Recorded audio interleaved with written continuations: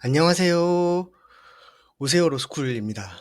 지난번에 말씀드렸듯이 제가 혀가 좀 다쳐 가지고 여행 갔다 와 가지고 그 영상 업로드를 가지고 오랫동안 못 했어요. 이제 빠르게 들어가도록 하겠습니다.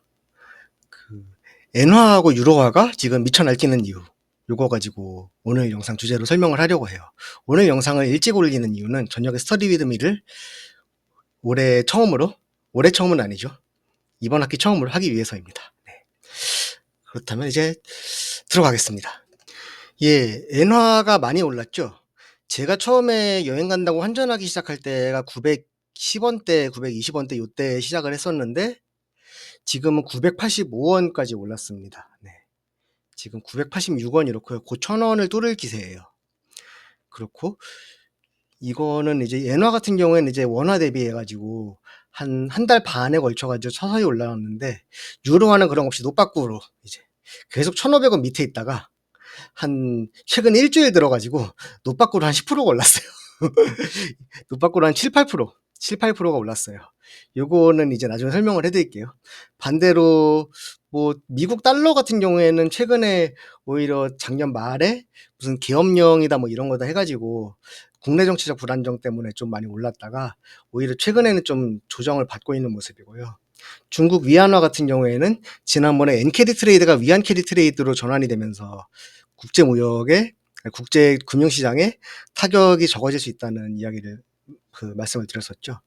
그것처럼 그렇게 뭐 원화 대비해서는 그렇게 크게 절상이나 절하가 되지 않는 모습입니다. 원화랑 같이 가고 있는 것 같아요. 원화가 절하가 많이 됐는데 원화랑 비슷하게 움직이고 있는 것 같습니다.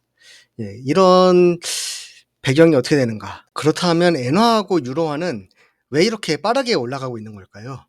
달러 약세를 노리는 거라면 원화도 충분히 올라가야 할 텐데 어느 정도는 올라갔는데 원화 대비해서 엔화하고 유로화는 특히 너무 많이 올랐습니다. 그러면 그 이유를 가지고 지금부터 살펴보도록 하지요. 먼저 조금 더 쉽고 아무래도 우리 한국인들 입장에서는 유로보다 많이 접하게 되는 엔화부터 알아보도록 합시다. 네. 이번 달 초인데요. 사실 트럼프는 1월 취임할 때부터 이런 얘기를 계속 했었어요. 엔화하고 위안화가 통화 가치를 가지고 계속 낮게 유지해 가지고 미국을 삥 뜯고 있다. 이런 말을 가지고 계속 많이 했었습니다. 그래 가지고 그 워낙 중국은 지금 경기가 워낙 안 좋기 때문에 재코가 석자라 가지고 사실 자국 통화를 가지고 어떻게 할 수가 없어요. 그런데 일본은 그래도 물가가 어느 정도 오르고 있기 때문에 그 물가가 오른다는 게 사실은 우리나라 입장에서는 물가가 매년 오르는 게 당연한 거지만 일본은 30년 동안 물가가 안 올랐어요. 그렇기 때문에 물가가 어느 정도 다시 오르기 시작했다는 것만 해도 경기가 꽤 많이 활성화가 되고 있다는 뜻입니다. 그래서 어느 정도 이제 금리를 인상을 하면서 엔화 환율을 가지고 더 올려갈 수 있는 그런 여력이 마련이 됐다는 뜻이 되죠. 네. 제가 괜히 이번 방학에 2번 갔다 온 게 아닙니다. 더 비싸지기 전에 빨리 갔다 온 거죠. 네. 그래서 일본하고 중국을 콕 집어가지고 관세 보복을 가지고 정도를 했어요. 엔화랑 위안화 가치를 달러 비에 대비해서 높이라고. 그랬는데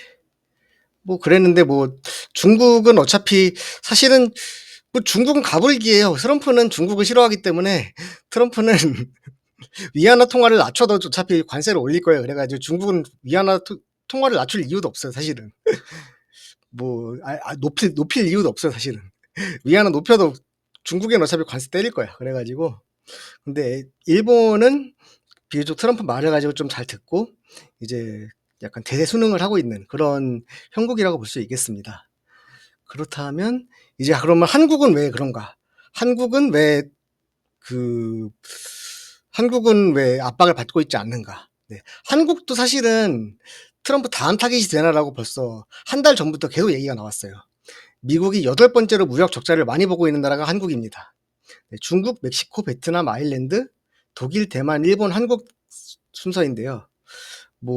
이 중에서 멕시코는 사실 그냥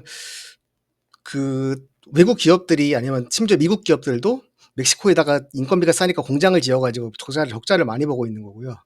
그다음 베트남도 중국에서 옮긴 거고 결국에는 아일랜드는 진짜로 아일랜드가 제조업이 그렇게 제약종 말고 많지는 않은데 아일랜드는 그냥 아일랜드 법인이 많아가지고 거기서 수출로 잡히는 게 많고 그런 거를 뭐 몇 개 빼고 나면 사실상 이제 뭐 중국, 독일, 대만, 일본, 한국 거기다 일본하고 한국은 비슷해요. 일본하고 한국은 무역 흑자는 미국에다가 보고 있는 미국 무역 흑자는 비슷한데 경제 규모는 대략 3배가 차이가 납니다. 그래서 사실은 한국을 더 먼저 때려도 되는데 지금 한국에서 대통령님께서 지금 안 계시죠? 네.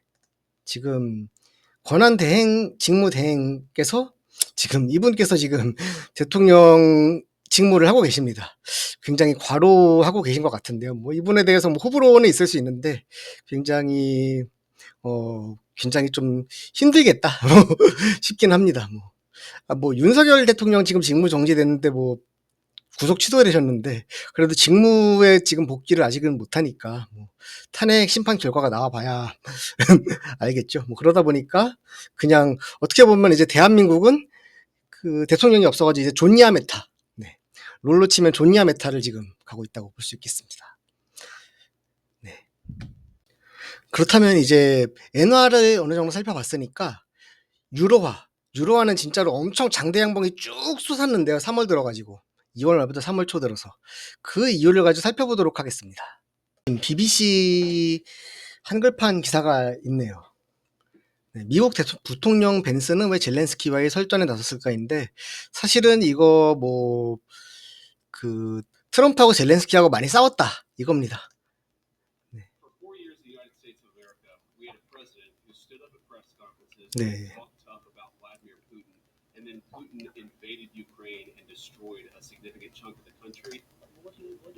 네, 싸우고 있죠, 네.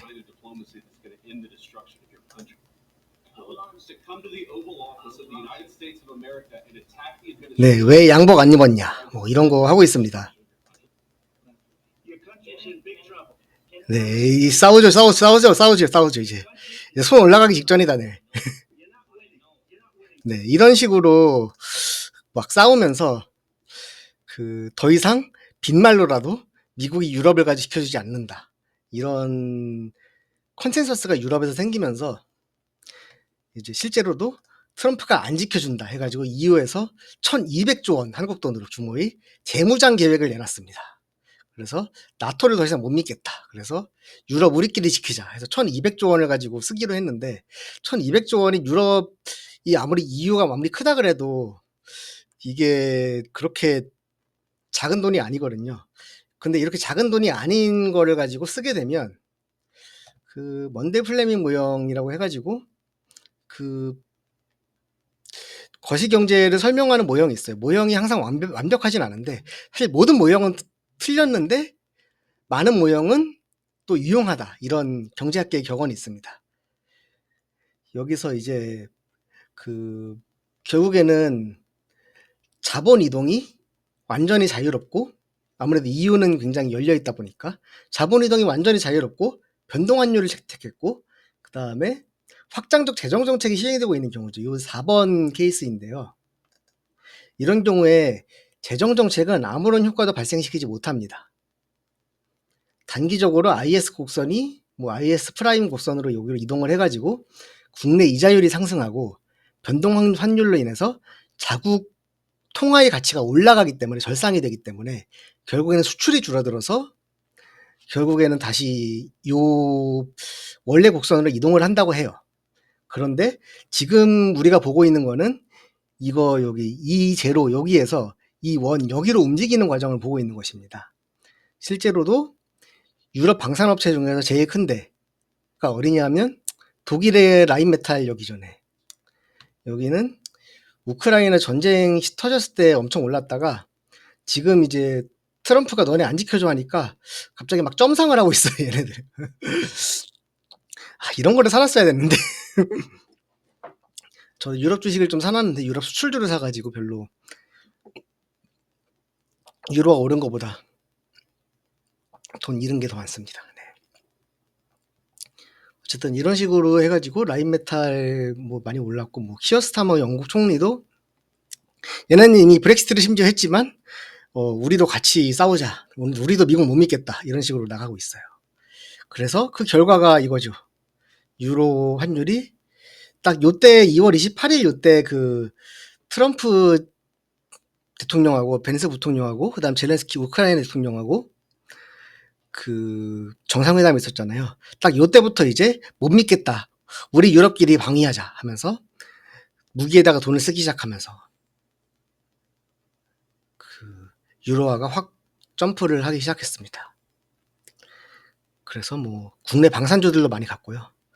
나는 왜 오르는 것만 안 사고 다 팔아놨지. 하다못해 엔화 선물이라 사놓을 거야. 정말 안타깝습니다. 예, 이렇게 해서 그 우리나라 사람들이 여행 많이 가는 뭐 국가들, 네. 엔화하고 유로화가 갑자기 올라간 이유를 가지고 살펴보았습니다. 특히 엔화는 우리 서민들이 가는 곳인데 저 같은 가난한 서민들이 평창 갈 돈이 없어가지고 오사카 가고 그러는 곳인데 정말 엔화가 이렇게 오르다니 슬퍼지는군요. 근데 저는 엔화 강세 테마주 사놔가지고 한 번 더 갈 수 있어요. 네. 이런 유익한 정보가 올라오는 오세오 로스쿨 채널 구독, 좋아요, 알림 설정 부탁드립니다. 감사합니다.